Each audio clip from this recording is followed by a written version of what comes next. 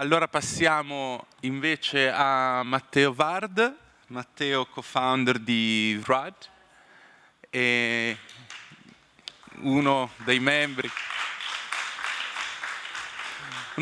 del collettivo anche di fashion designer della piattaforma Best e che abbiamo il piacere di ascoltare. Subito dopo Simona Mazzitelli, sì. È molto importante, siccome c'è una sequenza molto rapida, io vi chiamo apposta in sequenza in modo che siate pronti per non perdere tempo. Grazie.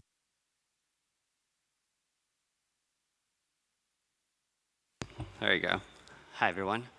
I think the extraordinary thing about the Terzo Paradiso, the formula of creation, is that it's a cultural formula rather than a scientific, very material-based formula, which is the opposite about, with everything we've heard about sustainability being talked about in the past 10 years. We heard about materials, we heard about CO2, we heard about water footprint, and then we have Michelangelo Pistoletto, who, in all these years, he's proposed as a cultural redefinition of how we should interpret the world in order to find the best recipe, I guess, to blend all of these necessary ingredients into something different, which has to do with fashion, but not only, with everything we create. And the formula of creation that Michelangelo has proposed is based on the, I think, humble intellectual understanding that we should not consider nature as something to exploit, but rather nature as something that's equal.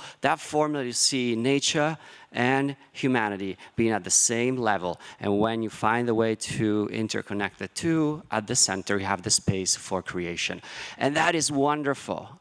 I think even in my career, I've forgotten about that. I was a big advocate of materials and so many things in the past, and I still am. But those are ingredients that have to be blended into a new cultural redefinition. In order to do that, though, we need to give the equal player of humanity a voice and a space. So here in this parliament today, I usually speak about fashion system. I'm not going to be speaking on behalf of the fashion system. I'm going to be speaking on behalf of the ecosystem. I've been recently traveling around the world, and it has been a very humble experience for me, understanding and learning and witnessing what's happening. And I've had the opportunity to live with an indigenous community in Indonesia for 1 week, where in the most simple way they've taught me everything I needed to know about regenerative agriculture and about the creation that Michelangelo Pistoletto has proposed us. Specifically, there's one place that's really, I felt the violence of us having forgotten this formula, and the violence in the poverty and in the level of degradation that unfortunately nature has been pushed because of our fashion system for the past 450 years. That place is Africa, Ghana. Out of the shores of Ghana, we've taken slaves in the 17th century, 18th century, to feed cotton crops in the United States of America, primarily, for decades. Today, those same shores receive the byproduct of that same system that Ghana has enabled us to produce in the form of waste. 15 million pieces of clothing every single week.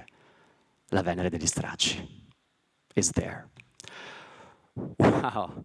You know, when you go in one of the places that has served the opposite of the Terzo Paradiso, you understand how important it is for us to give a voice to that system. But in order to give a voice to the system, you need to be able to understand the interconnected dynamics between people, climate, and society. It's not that simple until you sit down for there and just watch, I think. You watch how clothes arrive from Europe and the shores of a country, and they're already discounted, right? They are a waste. Waste because we decided that's waste. They weren't designed to be waste, but maybe in the design process, we didn't even think about what was going to happen next. So they become waste because we decide that's going to be waste, and somebody else has to figure out the way to make it work. Because Earth is enabled because we didn't give a voice to nature when we designed those clothes. We didn't think about if Earth was able to absorb those clothes and eventually to transform those clothes into hummus, into food for life. Those clothes for the past 20 years have been stratified and transformed the morphology of nature of Ghana. Literally, hundreds of kilometers of shores and mountains of clothes. Up to 12 meters high, I climbed these mountains. There are animals living in this new ecosystem. There's a new generation of kids that has never even seen the earth beneath these clothes. They don't know what it looks like. And they look at pictures of Europe and they're like, oh, it's so clean. Well, yeah, because guess what? We've been exploiting your nature for the past 450 years. I don't have the answer yet to fixing the situation in Ghana, Indonesia, Bangladesh, Chile, India, everywhere in the world. I don't think we ever stopped and thought about really finding a solution, putting nature not as a tool, but as a partner to find a solution. And in order to do that, I espouse the idea and what everybody else has said.